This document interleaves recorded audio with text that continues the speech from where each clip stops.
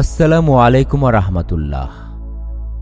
যে ঘটনার মাধ্যমে সর্বকালের সর্বশ্রেষ্ঠ মহামানব হজরত মুহাম্মদ সাল্লাল্লাহু আলাইহি ওয়াসাল্লাম মহান রাব্বুল আলামিনের সাথে দিদার লাভ করেছেন, যে ঘটনাটি ছিল হজরত মুহাম্মদ সাল্লাল্লাহু আলাইহি ওয়াসাল্লাম এর জীবনের অন্যতম শ্রেষ্ঠ অলৌকিক ঘটনা, সেই মেরাজ সম্পর্কে জেনে নেয়া প্রত্যেক মুমিন মুসলমানের উচিত বলে মনে করছি। প্রিয় দর্শক শ্রোতা, চলুন জেনে নেই মেরাজের ঘটনা। মেরাজ আরবি শব্দ, শাব্দিক অর্থ ঊর্ধ্বগমন, আকাশপথে ভ্রমণ করা, সোপান ইত্যাদি। রজব মাসের ২৬ তারিখ রাতে রাসূল সাল্লাল্লাহু আলাইহি ওয়াসাল্লাম আল্লাহর সাথে সাক্ষাতের জন্য বিশেষ ব্যবস্থাপনায় ঊর্ধ্বাকাশে গমন করেন। ঐতিহাসিক এই সফরকেই মেরাজ বলা হয়। হিজরতের পূর্বে নবীজি সাল্লাল্লাহু আলাইহি ওয়াসাল্লাম এর সহধর্মিণী হজরত খাদিজাতুল কুবরা ও চাচা আবু তালেবের ইন্তেকালের পর মক্কায় মুশরিকদের নির্যাতন বেড়ে গেল। এই বছরটি রাসূলুল্লাহ সাল্লাল্লাহু আলাইহি ওয়াসাল্লামের জীবনের অন্যতম কষ্টের বছর। সান্ত্বনার জন্য আল্লাহ তাআলা নবীজি সাল্লাল্লাহু আলাইহি ওয়াসাল্লামকে শরীরে সজ্ঞানে জাগ্রত অবস্থায় জিব্রাইল আলাইহিসসালাম ও মিকাইল আলাইহিসসালামের সঙ্গে বিশেষ বাহন বোরাকের মাধ্যমে মেরাজের সফর করান। মেরাজের রাতে মহান আল্লাহ তাআলা রাসূলুল্লাহ সাল্লাল্লাহু আলাইহি ওয়াসাল্লামকে স্বাগত জানানোর জন্য ফেরেশতাদের আদেশ দিয়ে বললেন, হে ফেরেশতাগণ, আজকের রাত খুবই পবিত্র রাত। আজকের রাতে তোমাদের সব কাজ বন্ধ করে দাও। আজকে শুধু তোমরা আমার মাহবুব সাল্লাল্লাহু আলাইহি ওয়াসাল্লামকে আমার মহলে স্বাগত জানানোর ব্যবস্থা করো। আজকের রাতে জান্নাতুল ফেরদৌসকে পোশাক ও অলংকার দ্বারা সজ্জিত করো। হে জিব্রাইল, জান্নাতের ফেরেশতা রেজওয়ানকে বলে দাও সে যেন জান্নাতকে সুসজ্জিত করে রাখে। মালিককে বলে দাও সে যেন দোজখের দরজা বন্ধ করে দেয়। উন্মুক্ত রূহ যেগুলো বিচরণ করছে তাদেরকে বলে দাও তারা যেন রাস্তা থেকে সরে দাঁড়ায়, আর তারা যেন জান্নাতের ছাদের উপর দাঁড়িয়ে থাকে আমার মাহবুবকে স্বাগত জানানোর জন্য। আজকের রাতে মাশরিফ থেকে মাগরিব পর্যন্ত সমস্ত কবর থেকে সাময়িক সময়ের জন্য আজাব তুলে নাও। হে জিব্রাইল, আমার মাহবুবকে স্বাগত জানানোর জন্য তৈরি হয়ে যাও। আল্লাহু আকবার। রাব্বে ইলাহির হুকুমে এক পলকে সবকিছুর পরিবর্তন হয়ে গেল। আল্লাহ পাক আবার হুকুম করলেন, হে জিব্রাইল, ৭০,০০০ ফেরেশতা সঙ্গে করে নিয়ে যাও। আমার পিয়ারের মাহবুবকে পরম যত্ন সহকারে তুলে নিয়ে আসো। আল্লাহর হুকুম পেয়ে জিব্রাইল আলাইহিসসালাম জান্নাতে চলে গেলেন এবং একটি জান্নাতি বাহনের ব্যবস্থা করলেন, যার নাম হল বোরাক। মাহে রজবের ২৭ তারিখের রাত। আকাশের চারদিক ঝলমল করছে, চারপাশে অদ্ভুত সুঘ্রাণ। মনে হচ্ছে আজ কি যেন হতে যাচ্ছে। এমনই মনোমুগ্ধকর একটি রাতে মহান আল্লাহর মাহবুব মহানবী সাল্লাল্লাহু আলাইহি ওয়াসাল্লাম তার বোন উম্মে হানি রাদিয়াল্লাহু তাআলা আনহায়ের ঘরে বিশ্রাম নিচ্ছিলেন। ঠিক সেই সময় হযরত জিব্রাইল আলাইহিসসালাম তার বিশাল নূরানী ফেরেশতা বাহিনী নিয়ে দ্রুতগামী বোরাক সহিত রাসূল সাল্লাল্লাহু আলাইহি ওয়াসাল্লামের সামনে উপস্থিত হলেন। তখন রাসূল সাল্লাল্লাহু আলাইহি ওয়াসাল্লাম তন্দ্রাচ্ছন্ন অবস্থায় ছিলেন। তা দেখে জিব্রাইল আলাইহিসসালাম কোনো আওয়াজ না করে অপেক্ষা করতে লাগলেন কখন তাঁর ঘুম ভাঙবে, আর ভাবতে লাগলেন যদি আওয়াজ করে রাসূলুল্লাহ সাল্লাল্লাহু আলাইহি ওয়াসাল্লামের ঘুম ভাঙান তাহলে আল্লাহর হাবিবের সাথে বেয়াদবি হয়ে যাবে। ঠিক সেই সময়ে আল্লাহর আরশ থেকে হুকুম নাজিল হল, হে জিব্রাইল, তুমি আমার মাহবুবের কদম মোবারকে চুমু দিয়ে দাও, যাতে তোমার মুখের ঠান্ডা স্পর্শে আমার মাহবুবের ঘুম ভেঙে যায়। আল্লাহু আকবার। হুকুম পেয়ে জিব্রাইল আলাইহিসসালাম এগিয়ে গেলেন ও নিজের ঠোঁট রাসূল সাল্লাল্লাহু আলাইহি ওয়াসাল্লামের পা মুবারককে স্পর্শ করলেন। ফেরেশতার স্পর্শ পেয়ে রাসূলুল্লাহ সাল্লাল্লাহু আলাইহি ওয়াসাল্লামের ঘুম ভেঙে যায়। তখন তার সামনে ফেরেশতাগণকে দেখে তিনি অবাক হয়ে যান এবং জিজ্ঞাসা করলেন, হে জিব্রাইল, এখানে কি উদ্দেশ্যে উপস্থিত হয়েছেন? জিব্রাইল আলাইহিসসালাম উত্তর দিলেন, হে রাসূলুল্লাহ সাল্লাল্লাহু আলাইহি ওয়াসাল্লাম, আল্লাহ তাআলার অনেকগুলো হুকুম নিয়ে আপনার কাছে উপস্থিত হয়েছে। হে আল্লাহর হাবিব, আমার সাথে বিশাল নূরানী ফেরেশতা বাহিনী। আল্লাহ রাব্বুল আলামিন আপনার সাথে সাক্ষাৎ করার জন্য অস্থির হয়ে আছেন। এই জমিন থেকে আসমান পর্যন্ত সমস্ত মাকলুকাত অধীর অপেক্ষায় রয়েছে শুধুমাত্র আপনাকে এক নজর দেখার জন্য। আপনি আপনার তাশরিফ নিয়ে চলুন আমাদের সঙ্গে।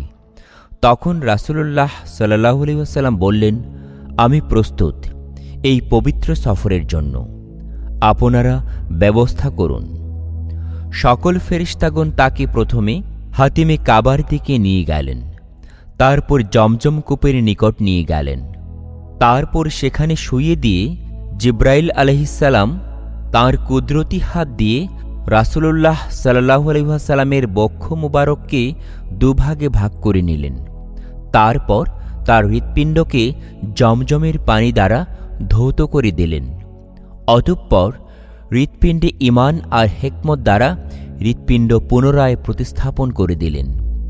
এটা করার ফলে কিছুটা ঐশ্বরিক শক্তিযুক্ত হয়ে যায়, যাতে করে রাব্বিল এলাহির দিদার করতে কোনো সমস্যা না হয়। আল্লাহর রাসূলকে আধ্যাত্মিকতার চূড়ান্ত পর্যায়ে পৌঁছানোর জন্য এক বিশেষ প্রস্তুতি হচ্ছে এটি। এরপর রাসূল সাল্লাল্লাহু আলাইহি ওয়াসাল্লাম এর মাথা মোবারকে নূরানী পাগড়ি পরানো হল। আল্লামা কাশমী রহমতুল্লাহ আলাইহি বলেন, রাসূল সাল্লাল্লাহু আলাইহি ওয়াসাল্লামের মাথা মোবারকে যে পাগড়ি পরানো হয়েছিল সেই ইমামা শরীফ বা পাগড়িকে হযরত আদম আলাইহিস সালামের জন্ম থেকে ৭,০০০ বছর আগে তৈরি করা হয়েছিল। ৪০,০০০ নূরানী ফেরেশতা নিয়োজিত ছিল সেই সম্মানী পাগড়ি দেখাশোনা করার জন্য।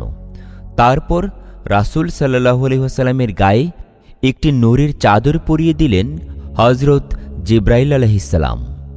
তারপর রাসূলুল্লাহ সাল্লাল্লাহু আলাইহি ওয়াসাল্লাম সেই জান্নাতি আরোহী বোরাকের উপর অবস্থান করলেন। হযরত জিব্রাইল আলাইহিস সালাম শক্ত করে ধরলেন, মিকাইল আলাইহিস সালাম লাগাম ধরলেন, আর হযরত ইসরাফিল আলাইহিস সালাম রাস্তা প্রদর্শন করিয়ে দিলেন। এভাবেই নবী করিম হযরত মুহাম্মদ সাল্লাল্লাহু আলাইহি ওয়াসাল্লাম বাইতুল মুকাদ্দাসের উদ্দেশ্যে যাত্রা শুরু করলেন। যাওয়ার সময় এক বৃদ্ধা রাসূল সাল্লাল্লাহু আলাইহি সাল্লামকে ডাক দিলেন। তখন জিব্রাইল আলাইহিস সালাম বললেন, আপনি সামনের দিকে চলুন, তার ডাকে সাড়া দেবেন না। আপনি যে বৃদ্ধাকে দেখতে পাচ্ছেন সে হচ্ছে দুনিয়া, সে বার্ধক্যের শেষ সীমানায় এসে পৌঁছেছে। এসব শুনে নবী করিম সাড়া না দিয়ে সামনের দিকে চলতে লাগলেন। আবার তার সামনে এক মানবরূপী শয়তান রাসূল সাল্লাল্লাহু আলাইহি ওয়াসাল্লামের সামনে এসে দাঁড়ায় এবং তার প্রতি আকৃষ্ট করার চেষ্টা করে, কিন্তু ফেরেশতাগণ তা হতে দেননি। আর একটু সামনে এগোতেই একদল সাহাবী এসে রাসূলুল্লাহ সাল্লাল্লাহু আলাইহি ওয়াসাল্লামকে সালাম প্রদর্শন করলেন। তখন নবী করিম সাল্লাল্লাহু আলাইহি ওয়াসাল্লাম তাদের সালামের জবাব দিলেন। সাহাবী দলটি চলে যায় নিজ গন্তব্যে। জিব্রাইল আলাইহিস সালাম বললেন, এই সাহাবীর দলটি হচ্ছে হযরত মুসা আলাইহিস সালাম, হযরত ঈসা আলাইহিস সালাম এবং হযরত ইব্রাহিম আলাইহিস সালাম। তারপর তারা আবার চলতে লাগলেন সামনের দিকে। এই সফরে বিশ্বনবী সাল্লাল্লাহু আলাইহি ওয়াসাল্লাম আরও অনেক কিছু নিজ চোখে পরিদর্শন করেছেন। যেতে যেতে এমন কিছু লোকের সামনে এসে পৌঁছেছেন যাদের নখগুলো ছিল তামার। তাদের নিজেদের নখ দ্বারা নিজেদের মুখমণ্ডল ও বক্ষ আঁচড়াচ্ছিল। এমন দৃশ্য দেখে নবীজি জিব্রাইল আলাইহিসসালামকে জিজ্ঞাসা করলেন, এদের অবস্থা এমন কেন? তখন জিব্রাইল আলাইহিসসালাম উত্তর দিলেন, এরা দুনিয়ার সেই লোক যারা দুনিয়াতে মানুষের গোশত ভক্ষণ করত, অর্থাৎ একে অপরের গীবত ও মানহানি করত। মুসনাদে আহমদ। এরপর রাসূলুল্লাহ সাল্লাল্লাহু আলাইহি ওয়াসাল্লাম আবারও সামনের দিকে অগ্রসর হলেন। কিছু দূর যেতেই রাসূল সাল্লাল্লাহু আলাইহি ওয়াসাল্লাম এর চোখে পড়ল এক ব্যক্তি একটি রক্তের নদীতে করুণভাবে সাঁতরাচ্ছে। কিছুতেই যেন সে নদী পার হতে পারছে না এবং সে পাথর লোকমা বানিয়ে খাচ্ছে। মহানবী হযরত মুহাম্মদ সাল্লাল্লাহু আলাইহি ওয়াসাল্লাম এর সম্পর্কে জিজ্ঞাসা করলে জিব্রাইল আলাইহিসসালাম তাকে জানালেন, এই ব্যক্তি দুনিয়াতে সুদ গ্রহণ করত, গরিব দুঃখীরা কষ্ট করে টাকা পয়সা উপার্জন করত আর সে সেই টাকা পয়সা অবৈধভাবে আত্মসাৎ করত। তারপর তারা সেখান থেকে আবার রওনা দিলেন। কিছুক্ষণ পর আবার দেখলেন একদল লোক তারা নিজেদের মাথা পাথর দ্বারা আঘাত করে ছিন্ন ভিন্ন করে দিচ্ছে, কিন্তু তা আবার মুহূর্তের মধ্যেই ঠিক হয়ে যাচ্ছে এবং পুনরায় ছিন্ন ভিন্ন করা হচ্ছে। এসব দেখে রাসূল সাল্লাল্লাহু আলাইহি ওয়াসাল্লাম জিজ্ঞাসা করলেন, এরা এমন করছে কেন? জিব্রাইল আলাইহিসসালাম বললেন, এরা হলো সেই সব লোক যারা দুনিয়ার মাটিতে ফরজ নামাজ আদায় করতে অনীহা করত। এরপর তারা আবার এগিয়ে গেলেন। তখন দেখতে পেলেন একটি ময়দানে কিছু সংখ্যক নারী ও পুরুষ পচা গোশত আহার করছে। তখন রাসূল সাল্লাল্লাহু আলাইহি ওয়াসাল্লাম জিজ্ঞাসা করলেন, তারা কারা আর পচা গোশত কেন ভক্ষণ করছে? জিব্রাইল আলাইহিসসালাম উত্তর দিলেন, তারা দুনিয়ার ঈমানের পথ ছেড়ে দিয়ে তাদের ঘরে নিজেদের স্বামী বা স্ত্রী থাকা সত্ত্বেও অবৈধভাবে অন্যত্র অন্য নারী বা পুরুষের সাথে সময় ব্যয় করেছে। আবার কিছু দূর এগিয়ে দেখতে পেলেন একটি জ্বলন্ত আগুনের কূপে কিছু লোক দাউ দাউ করে জ্বলছে। আবার তাদের সর্ব অঙ্গে সাপ ও কীট পতঙ্গ আক্রমণ করেছে। এই অবস্থা দেখে মহানবী জিজ্ঞাসা করলেন, এদের এই অবস্থা কেন?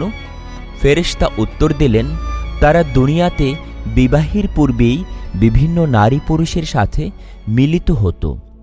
তখন তারা আবার রওনা হলেন। সামনে কিছু দূর এগোতেই রাসূল সাল্লাল্লাহু আলাইহি ওয়াসাল্লাম এবার দেখতে পেলেন কিছু লোকজন তাদের মাথায় ভারী বোঝা তুলছে, কিন্তু তারা সেগুলো বহন করতে সক্ষম ছিলেন না। তারপরও তারা মাথায় বোঝার ওজন না কমিয়ে ক্রমেই বাড়িয়ে চলেছে।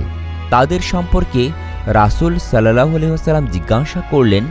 জিব্রাইল ফেরেশতা জবাব দিলেন, তারা হচ্ছেন আপনার সেই সব উম্মত যারা দুনিয়াতে মানুষের হক ও হালালের চিন্তা না করে মানুষের কাছে ঋণের বোঝা বাড়িয়ে চলত। তাদের উপর দুনিয়ার মানুষের পাওনা রয়ে গেছে যা তারা আদায় করেনি। অতঃপর তারা আবার রওনা দিলেন তাদের গন্তব্যে। কিছু দূরে দেখতে পেলেন একজন লোক কয়েকজন লোকের জিহ্বা কাঁচি দিয়ে ছেদ করছে, কিন্তু তা আবার পুনরায় ঠিক হয়ে যাচ্ছে। তারা বারবার একই কাজ করে চলেছে। মহানবী হযরত মুহাম্মদ সাল্লাল্লাহু আলাইহি ওয়াসাল্লাম এমন অবস্থা দেখে খুবই দুঃখিত হলেন এবং তাদের এই পরিণতির ব্যাপারে জানতে চাইলেন। তখন জিব্রাইল ফেরেশতা বললেন, তারা আপনার সেই সব উম্মত যারা দুনিয়ার মাটিতে কোনো আমল করত না, আখিরাতের জন্য কোনো কিছু জমা করত না, কিন্তু মানুষকে উপদেশ দেওয়ার সময় এগিয়ে থাকত। এবারই বলছি মেরাজের রাতে হযরত মুহাম্মদ সাল্লাল্লাহু আলাইহি ওয়াসাল্লামের যাত্রাপথের কথা। যাত্রাকালে তারা প্রথমে একটি পর্বতের উপর দিয়ে যাত্রা করলেন। জিব্রাইল আলাইহিসসালাম পরিচয় করিয়ে দেন, এটা তুর পাহাড়। এখানে আল্লাহ পাক হযরত মুসা আলাইহিসসালামের সাথে সাক্ষাৎ করেছিলেন। এই পর্বতেই মুসা আলাইহিসসালাম নবুয়ত লাভ করেছিলেন। তখন রাসূলুল্লাহ সাল্লাল্লাহু আলাইহি ওয়াসাল্লাম সেখানে অবতরণ করে 2 রাকাত নামাজ আদায় করেন। নামাজ শেষে আবার বোরাকের পিঠে উঠলেন। আবার দ্রুতগতিতে বোরাক এগিয়ে চলেছিল। কিছু দূর পর ঈসা আলাইহিসসালাম এর জন্মস্থান বাইতুল্লাহাম ফিলিস্তিনে উপস্থিত হন। জিব্রাইল আলাইহিসসালাম রাসূলুল্লাহ সাল্লাল্লাহু আলাইহি ওয়াসাল্লামকে পরিচয় করিয়ে দিলেন, এই পবিত্র স্থানটি হল ঈসা আলাইহিসসালামের জন্মস্থান। রাসূলুল্লাহ সাল্লাল্লাহু আলাইহি ওয়াসাল্লাম সেখানে আরও 2 রাকাত নামাজ আদায় করলেন। এভাবেই পয়গম্বরদের স্মৃতিবিজড়িত স্থানসমূহ অতিক্রম করে করে পৌঁছে গেলেন বাইতুল মুকাদ্দাসে। সেখানে পৌঁছে জিব্রাইল ফেরেশতা একটি পাথরে আঙ্গুল দিয়ে একটি ছিদ্র করে দিলেন। রাসূলুল্লাহ সাল্লাল্লাহু আলাইহি ওয়াসাল্লাম সেই ছিদ্রের মাঝে আংটা দিয়ে বোরাককে বেঁধে রাখলেন। তারপর মসজিদুল আকমাতে প্রবেশ করলেন। সকল নবী রাসূলগণ রাসূলুল্লাহ সাল্লাল্লাহু আলাইহি ওয়াসাল্লামকে সম্মানসূচক সালাম দিতে লাগলেন।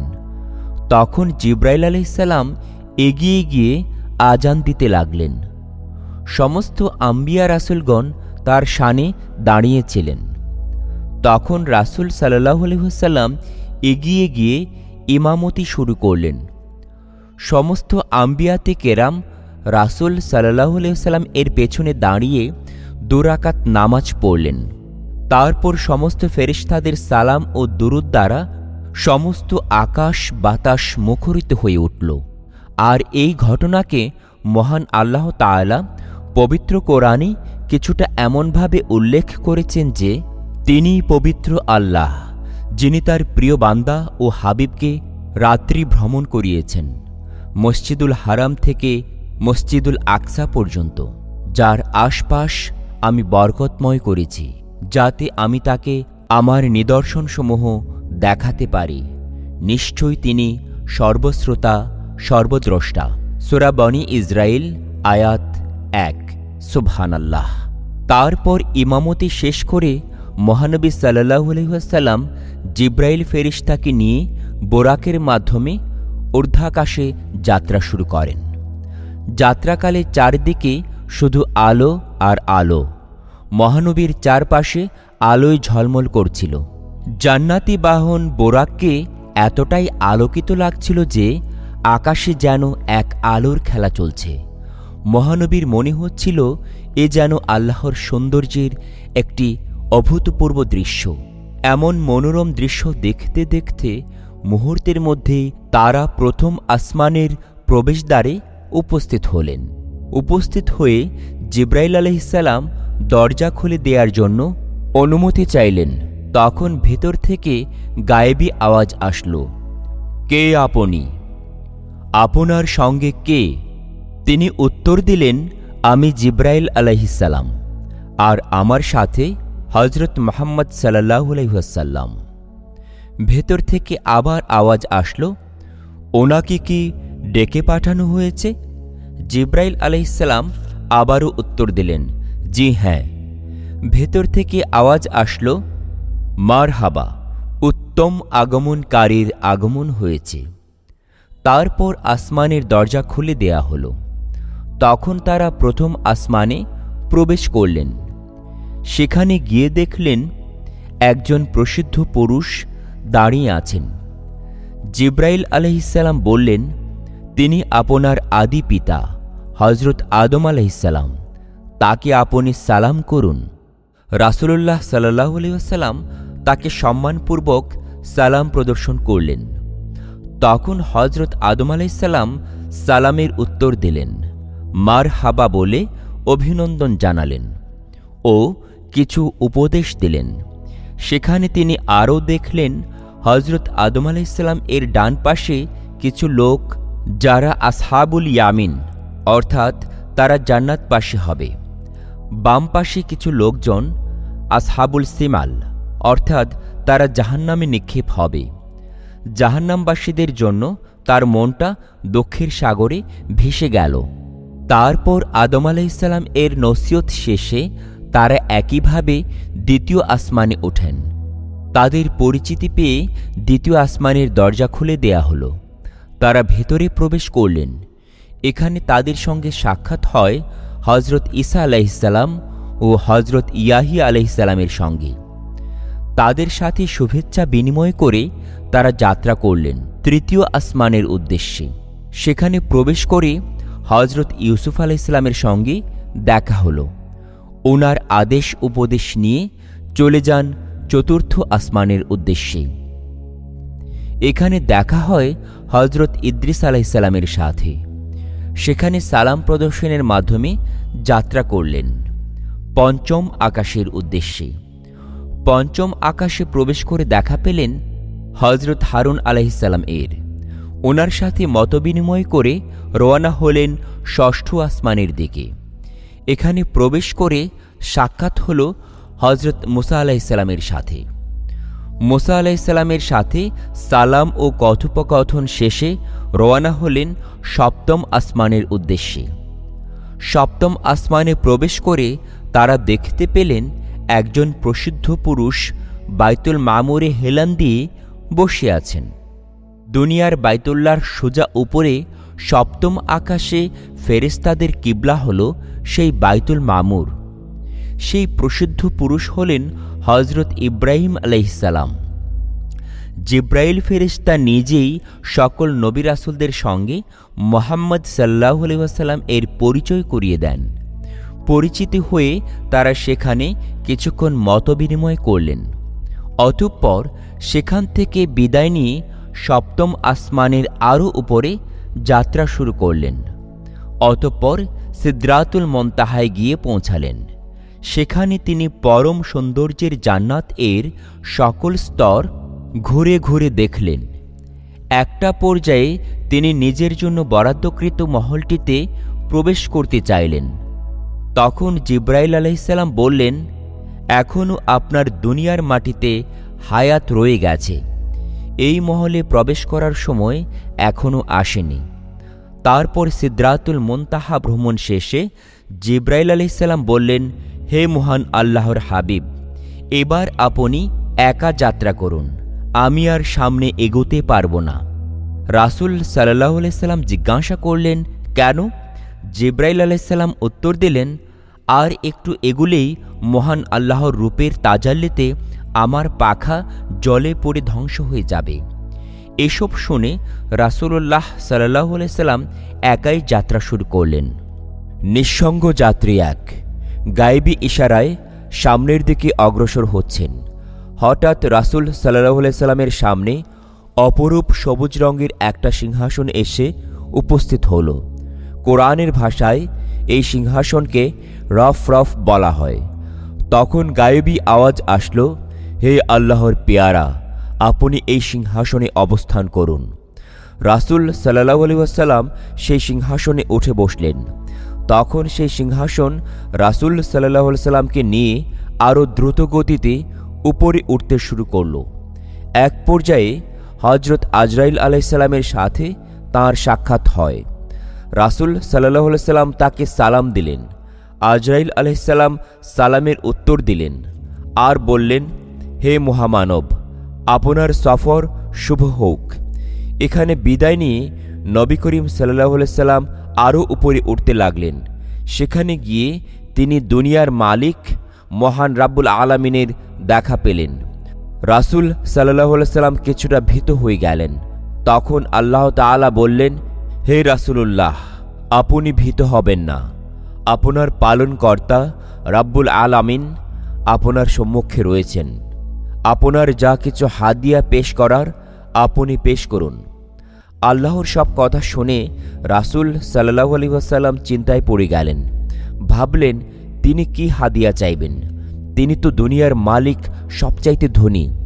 কোনো জিনিস হাদিয়া দিলে তিনি প্রসন্ন হবেন।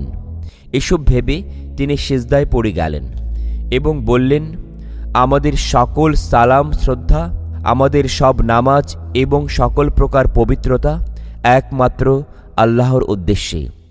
তখন মহান রাব্বুল আলামিন বললেন, হে নবী, আপনার প্রতি শান্তি বর্ষিত হোক এবং আল্লাহর অনুগ্রহ ও বরকত বর্ষিত হোক।